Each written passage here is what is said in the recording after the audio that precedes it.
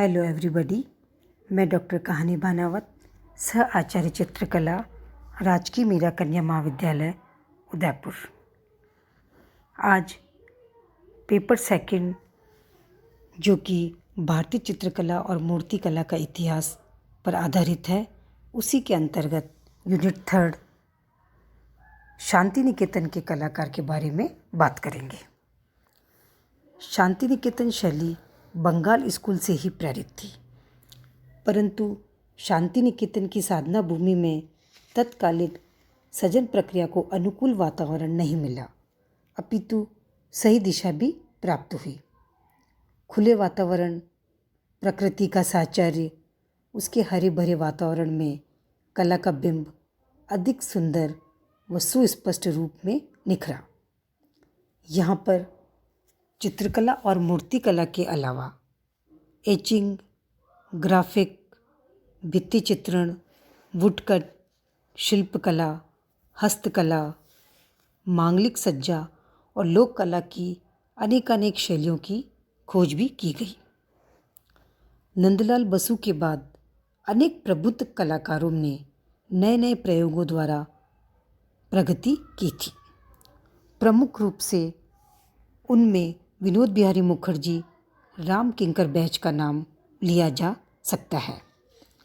इनके अलावा अन्य कलाकारों में धीरेन्द्र कुमार देव वर्मन, मनीन्द्र भूषण गुप्त, रमेंद्र नाथ चक्रवर्ती, सुधीर खास्तगीर, मनीषी दे और किरण सिन्हा मुख्य हैं।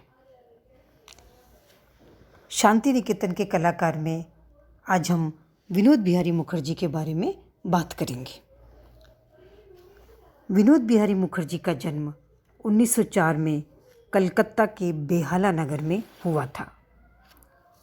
वे बाल्यकाल में कला की शिक्षा से वंचित रहे एवं नेत्र रोग से भी पीड़ित रहे, किंतु अपने आत्मविश्वास से ही उन्होंने विद्या का अध्ययन और कला की उपासना पूर्ण की। विनोद बिहारी मुखर्जी ने शांति निकेतन में अवनींद्र नाथ, गगनेंद्र नाथ एवं नंदलाल बोस आदि के चित्रों ने और उनकी चित्रण प्रणाली ने उनको बहुत ज़्यादा प्रभावित किया। साथ ही उनकी कला प्रतिभा का विकास भी उन दिनों हुआ जब विदेशी सत्ता के विरुद्ध राष्ट्रीय आंदोलन का बोलबाला था। जापान के प्रसिद्ध चित्रकार सोसात्सु के प्रभाव में या उनके सानिध्य में वे रहे और साथ ही फारसी कला का प्रभाव भी उनसे अछूता न रहा। 1936 में वे जापान गए, जहां उन्हें जापानी चित्रकार सोसात्सु की कला में वस्तु निरपेक्षता, रेखांकन आदि विशिष्ट कला संयोजन ने बहुत ज़्यादा प्रभावित किया। कालीघाट की पट शैली और ग्राम्य खेल खिलौनों ने भी इन्हें अत्यधिक प्रभावित किया। विनोद बिहारी मुखर्जी ने भित्ति चित्रों में भी बहुत ज़्यादा प्रसिद्धि प्राप्त की। शांति निकेतन के कला भवन, चीन भवन एवं हिंदी भवन में बनाए गए चित्रों में ऐसे ऐसे प्रसंग और विषय हैं जिसमें उनके जीवन के अनुभव एवं परिस्थितियां दर्शित हैं। ग्रामीण जीवन, मध्यकालीन संत और संत कवि आदि के उल्लेखनीय चित्र भी उन्होंने बनाए हैं, जो कि वहाँ पे प्रदर्शित हैं। चित्रकारी के साथ साथ विनोद बिहारी मुखर्जी ने अपने गुरु नंदलाल बोस और अन्य बंगाल शैली के कलाकारों पर आलेख भी लिखे। कला के विविध पक्षों, ऐतिहासिक उल्लेख और सौंदर्य पक्ष पर भी उन्होंने अपने विचार रखे। 1957 में उनके नेत्रों की शल्य चिकित्सा हुई, जिससे वे अपने नेत्रों की ज्योति खो बैठे। कला फिल्म निर्माता सत्यजीत राय ने उन पर वृत्त चित्र बनाया, जिसे इनर आई का शीर्षक दिया। विनोद बिहारी मुखर्जी ने अपनी इच्छानुसार ऐतिहासिक, प्रेमपूर्ण ग्रामीण जीवन के, दैनिक जीवन के विषय और प्राकृतिक वातावरण के विभिन्न पद्धतियों के चित्र चित्रित किए। वे अपनी इच्छा से रेखांकन में कोमलता लाते, वहीं रंग योजना में भी वे बिना किसी दिखावे के स्वच्छंद वातावरण से, स्वच्छंद मुक्त से, हस्त से सशक्त तुलिका संचालन द्वारा अपनी इच्छा से रंगों का प्रयोग करते थे। श्री दिनकर कौशिक ने लिखा है कि उनकी शैली कलात्मक लिपिक लेखन या अशुद्ध चित्रण पद्धति की भांति है। वे अपने चित्रों को लिखते हैं जैसे कवि अपने शब्दों को पिरोता है।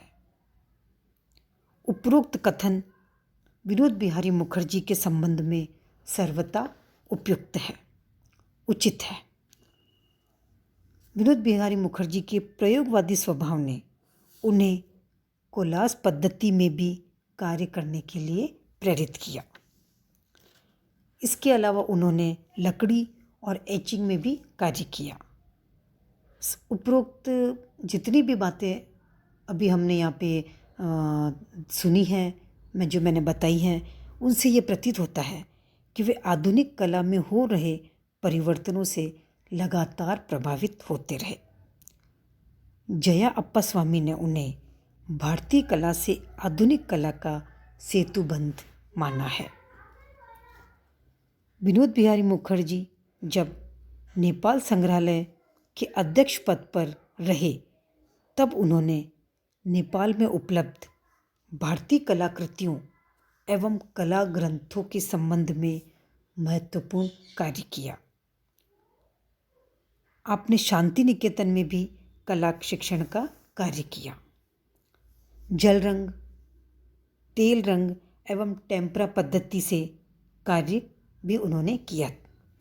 उनके द्वारा बनाया गया टी लवर चित्र में वृक्षों एवं पौधों की लाल व नीली उभरी हुई पत्तियां, आकृतियों के गहरे नीले केश, ठिगनी स्थूल पुरुषाकृति और उनकी मुख मुद्रा चित्रण में विशिष्ट वातावरण उत्पन्न करते हैं। अपने दैनिक प्रसंगों को लेकर आसपास का वातावरण उन्होंने चित्रित किया, जैसे गली में चलते फिरते सामान्य व्यक्ति, औरतें, बालक, वृद्ध आदि। केश विन्यास, नेपाली दृश्यांकन, बाग में चहलकदमी आदि उनके प्रसिद्ध चित्र हैं। 1980 में विनोद बिहारी मुखर्जी का देहांत हुआ।